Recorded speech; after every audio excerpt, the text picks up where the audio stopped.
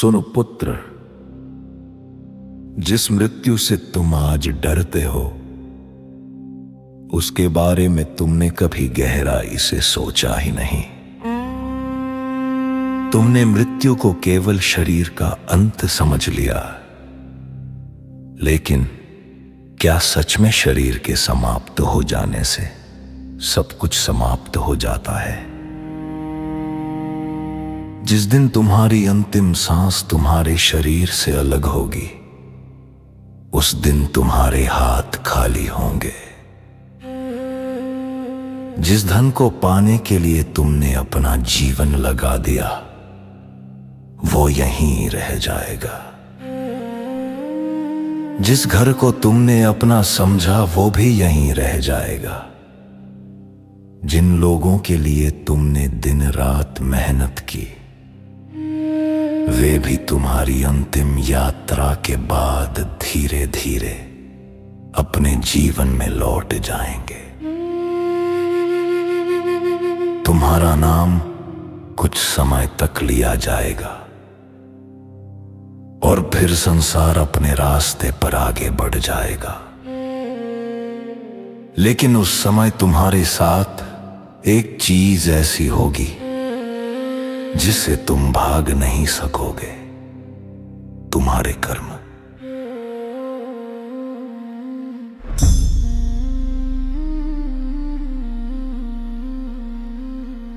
महाकाल कहते हैं, पुत्र, मृत्यु के क्षण मनुष्य को पहली बार यह दिखाई देता है कि उसने जीवन में वास्तव में क्या कमाया और क्या खोया।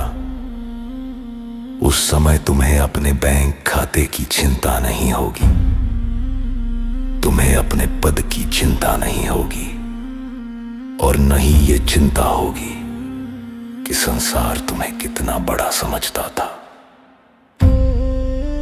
तुम्हें याद आएगा कि तुमने किसके साथ कैसा व्यवहार किया था, तुम्हारे कारण किसकी आंखों में आंसू आए थे, किसने तुम पर विश्वास किया था और तुमने उस विश्वास की रक्षा की या उसे तोड़ दिया। तुम्हें वो व्यक्ति भी याद आएगा जिसने तुम्हारे कठिन समय में तुम्हारा हाथ पकड़ा था, और वो भी जिसने तुम्हें बिना किसी कारण के चोट पहुंचाई थी। लेकिन उस समय तुम किसी को दोष नहीं दे पाओगे, क्योंकि तुम्हारे सामने तुम्हारा अपना जीवन होगा, बिल्कुल वैसा ही जैसा तुमने उसे जिया था। तुम सोचते हो कि संसार में तुम्हारे किए हुए कर्मों को कोई नहीं देखता। तुम किसी को धोखा देकर आगे बढ़ जाते हो, किसी का अधिकार छीनकर स्वयं को सफल समझ लेते हो, किसी के विश्वास को तोड़कर भी मुस्कुरा लेते हो और सोचते हो कि बात खत्म हो गई। लेकिन पुत्र, संसार की आंखों से छिप जाना और अपने कर्मों से बच जाना दो अलग बातें हैं। जो बात दुनिया भूल जाती है, उसका प्रभाव तुम्हारे भीतर कहीं ना कहीं रह जाता है। समय बीत सकता है, लोग बदल सकते हैं, परिस्थितियां बदल सकती हैं, लेकिन कर्म का परिणाम अपने समय पर सामने आता है। महाकाल कहते हैं, अंतिम सांस सरदार, क्योंकि तुम्हें लगता है कि मृत्यु तुम्हारी सारी चीजें छीन लेगी, लेकिन मृत्यु तुम्हें केवल वही चीजें वापस लेती है जो तुम्हें कुछ समय के लिए दी गई थी। ये शरीर भी तुम्हें दिया गया था, सांसें भी दी गई थी, रिश्ते भी दिए गए थे, अवसर भी दिए गए थे, और ये संसार भी तुम्हें कुछ समय के लिए मिला था। तुम इन्हें अपना समझकर बैठे रहे। तुमने कहा, ये मेरा घर है, ये मेरा धन है, ये मेरा परिवार है, ये मेरी सफलता है। लेकिन मृत्यु एक क्षण में तुम्हें दिखा देती है कि जिसे तुम मेरा कहते रहे वो वास्तव में तुम्हारे पास केवल कुछ समय के लिए था। और पुत्र, सबसे बड़ा रहस्य यह है कि मृत्यु तुम्हें यह सोचने का अवसर नहीं देती कि अब बदल जाऊंगा। इसलिए जो बदलना है आज बदलो। जिस व्यक्ति से प्रेम करते हो उसे आज बता दो।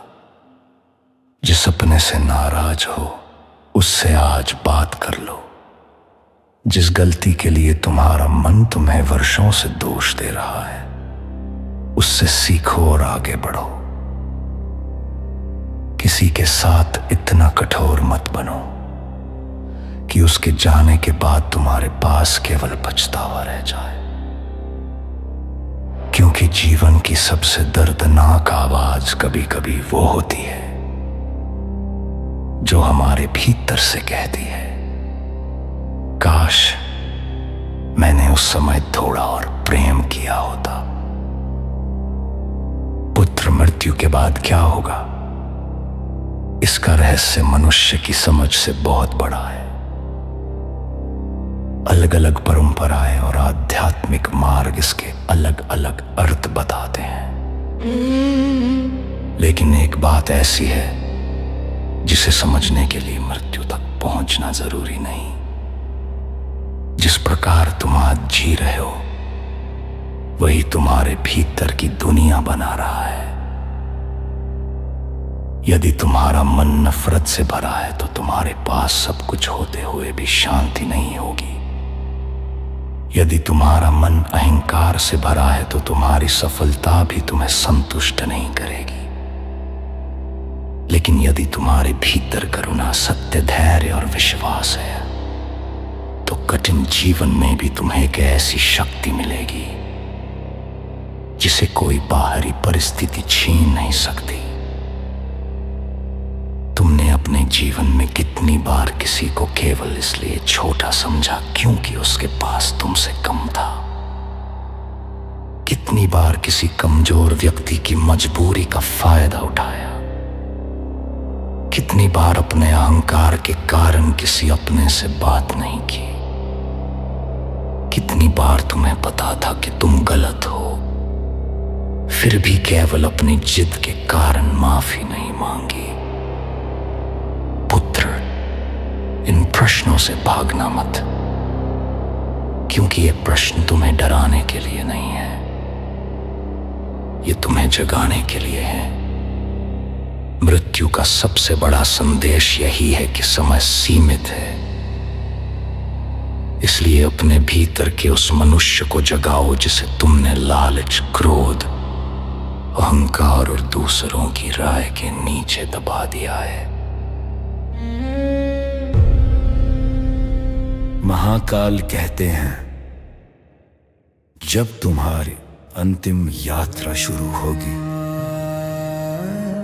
तब संसार तुम्हें विदा करेगा। कुछ लोग रोएंगे, कुछ लोग तुम्हारी अच्छी बातें याद करेंगे और कुछ समय बाद जीवन फिर सामान्य हो जाएगा। लेकिन तुम्हारे कर्मों की कहानी वहीं समाप्त नहीं होगी। इसलिए ऐसा जीवन जियो कि तुम्हारे जाने के बाद लोग केवल ये न कहें कि वो बहुत सफल था, बल्कि यह कहें उसने किसी का जीवन बेहतर बनाया था। यही तुम्हारी सबसे बड़ी उपलब्धि होगी। और सुन पुत्र, मृत्यु को समझने वाला व्यक्ति छोटी छोटी बातों पर अपना जीवन बर्बाद नहीं करता। उसे किसी के एक अपमान से वर्षों तक जलने की आवश्यकता नहीं होती। वो हर व्यक्ति को खुश करने के लिए अपने सिद्धांत नहीं बदलता। वो दूसरों की सफलता देखकर अपने जीवन को छोटा नहीं समझता।